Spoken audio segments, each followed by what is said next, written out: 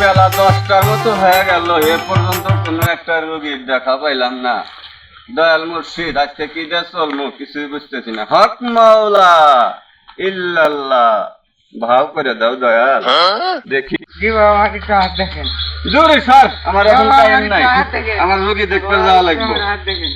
আচ্ছা সাইডটা চোষনা যখন না হইলেও চলে না, আমার তো ব্যবসা হয়ে যায়। আর তোর নামটা কি? মোহাম্মদ ইয়াসিন আলী। ইয়াসিন আলী, তোর তো রেখাটা খুবই ভালো, কিন্তু তুই হিন্দু না মুসলমান? মুসলমান। আল্লাহ বিশ্বাস করস? জি বাবা।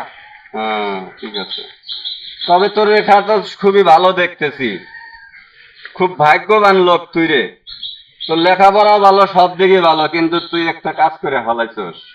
দেখ, মনের সাথে বুঝা দেখ, তুই একে একে 2টা মেয়ের সাথে প্রেম করছস। দেখ কথা ঠিক কিনা? জি বাবা। কথা ঠিক? জি। তার মধ্যে একটা মেয়ে তোকে ফাঁকি দিয়ে চলে গেছে, আর একটা মেয়ে এখনো তোর সাথে টাইম পাস করে, কিন্তু তোরে ভালোবাসে না মন দিয়ে।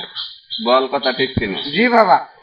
আচ্ছা, এখন যদি তোরে ওই মাইয়াটা যদি আমি ভাও করে দেই, তাহলে কি তুই খুশি হবি? খুশি। খুশি হবি? খুশি। তোরে যদি আমি একটা গাছ দেই, গাছটার বিনিময়ে তোরে 500 টাকা দেওয়া লাগবে, তুই কি দিতে পারবি? জি বাবা। পারবি? জি। মনের থেকে দিতে পারবি? জি। দেখি তুই টাকাটা বাইর করে আমাকে দেখাতো।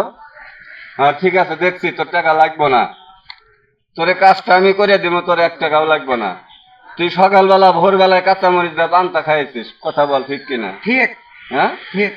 তোর বাবার নাম আব্দুল মজিদ, তোর মায়ের নাম মর্জিনা, বল ঠিক কিনা? ঠিক। তাহলে আমি কেমন করে বললাম? তোর সাথে কি আমি প্রতারণা করতেছি? জি না। তোর বাড়িতেও আমি যাই নাই, আমি কোনো কিছু জানি নাই, আমার ব্যবসাই এইটা। আচ্ছা ঠিক আছে, তোকে আমি একটা সাদা লজ্জাবতী গাছ দেব, এটা নিয়ে তুই কোমরে একটা কবজের ভিতরে ভরে রাখবি। 3 দিনের ভিতরে তোর কাছে ওই মেয়ে এসে যাবে। তুই কি তাতে কি তুই খুশি? জি বাবা। করে দেব? জি। আচ্ছা ঠিক আছে, তাহলে তুই 500 টাকা আমাকে দে, তোরে আমি এই গাছটা দিয়ে দিলাম। একটা সাদা লজ্জাপতি গাছ করে দিলাম, তুই কোমরে তাবিজের ভিতরে ঢুকায় হেরা কোমরে বেঁধে রাখবি। 3 দিনের ভিতরে তোর কাছে ওই মিয়া এসে তোর পাও ধরে হালাম করবো, কাঁঠালের আঠার মতো জোড়া লেগে যাবো, কিন্তু তুই তারে ফাঁকি দিতে পারবি না। বল আমার সাথে ওয়াদা দে। জি বাবা। তুই মুসলমান যদি হয় থাকস, তুই 2 রাকাত নামাজ পড়বি আমার জন্য, আর 2টা ফকিরে 4টা ভাত খাওয়াবি। পারবি? জি বাবা। সত্য করে বল, পারবি তো? জি বাবা। আচ্ছা ঠিক আছে, তাহলে তুই একটানা আমি যা বলবো তাই শোন, পিছন দিক ফিরে যাবি না, এক চান্সে তুই চলে যাবি, যা চলে যা। মানুষের থেকে টাকা আদায় করা এতই কষ্ট, অত সহজেই হয় না। মানুষের মন ভাঙ্গা টাকা নেওয়া খুবই কঠিন। ভাইয়েরা, আপনারা এরকম ঠকের পালায় আর পড়বেন না। চেষ্টা করে দেখবেন, অনেক অনেক ভণ্ড কবিরাজ আছে মানুষের ঠক দিয়ে টাকা কামাই করে খায়।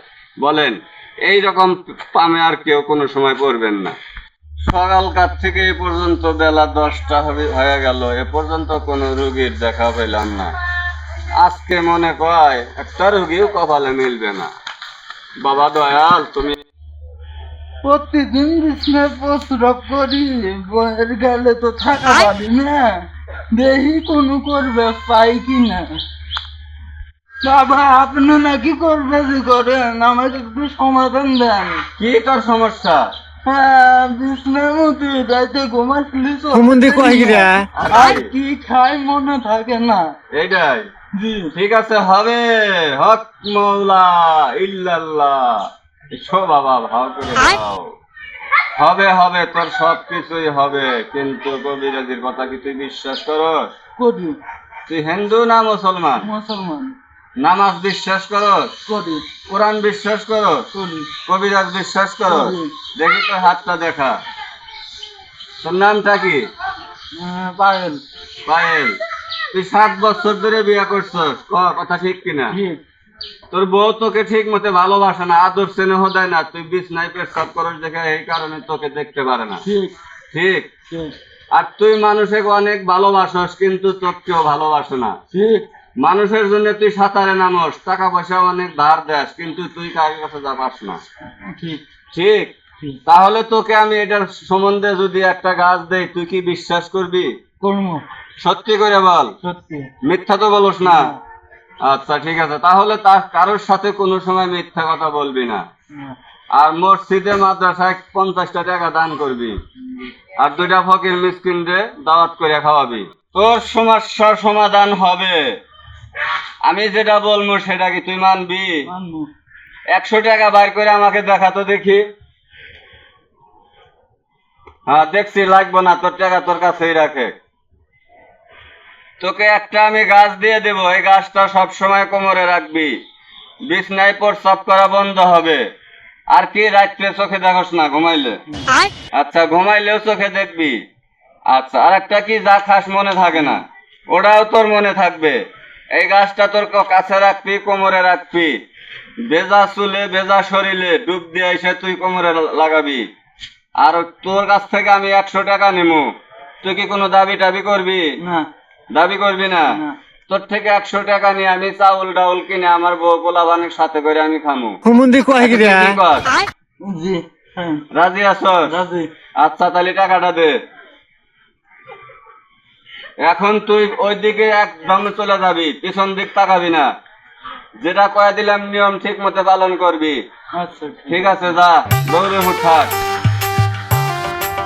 আমি কলা কাটতে গেছিলাম, খালি ভূতে ধরে ছিলে একটা করবা ঠিক আছে, আমি করবার সাথে দেখাইলে আমি অনেক করবেজি করলাম, আজকে দেখি একটা ভূতের রোগী পাওয়া যায় কিনা। একটা ভূতের কবিরাজি করবো আজকে। বাবা আপনারা কি ভূতের করবাজি করেন বাবা? আমার ভূত ধরছে। হ্যাঁ করি তো, কিন্তু তুই তো এই হাত দিয়ে দিতে পারবি না। পারবি? পারমু বাবা। তোর কাছে ভূত কবে ধরছে, কোন টাইমে ধরছে? মঙ্গলবার দিন বিকালে। আচ্ছা ভূতে যখন ধরে, তখন তোর কি করে? মারে খালি। মারে? আচ্ছা যখন তোর কাছে ভূত আইছে কি রূপ নিয়ে আইছে? এরকম রূপ নিয়ে আইছে? বুঝছি। ভূত তোর কাছে আর কখনো আসবে না।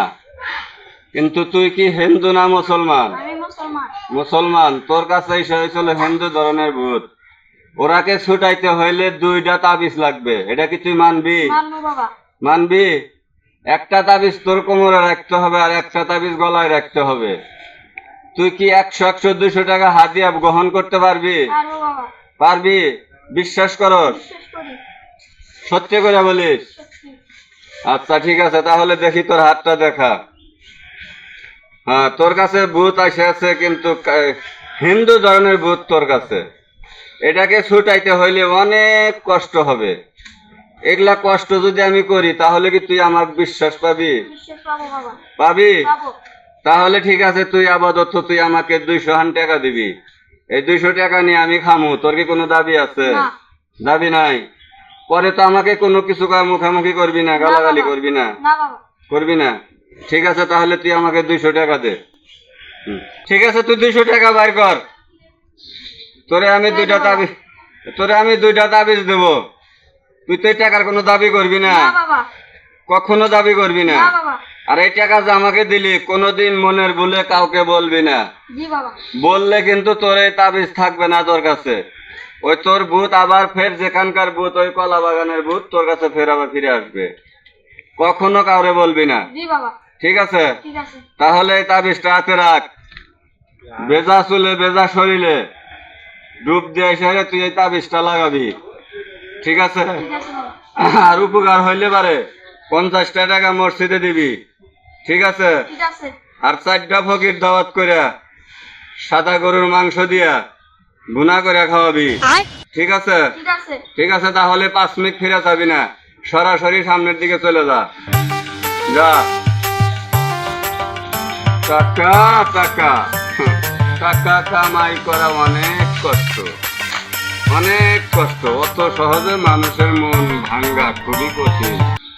আজ সারাদিন বাদে কেবল একটা রুগী পাইলাম। এরকম আর 2টা রুগী পাইলে পারে আজকে আমার কাজ না করলেই চলবে। কাজে গেলে শরীর ঘেমে যায়, ঘামছি ওঠে, কুলাবের বাড়ি না।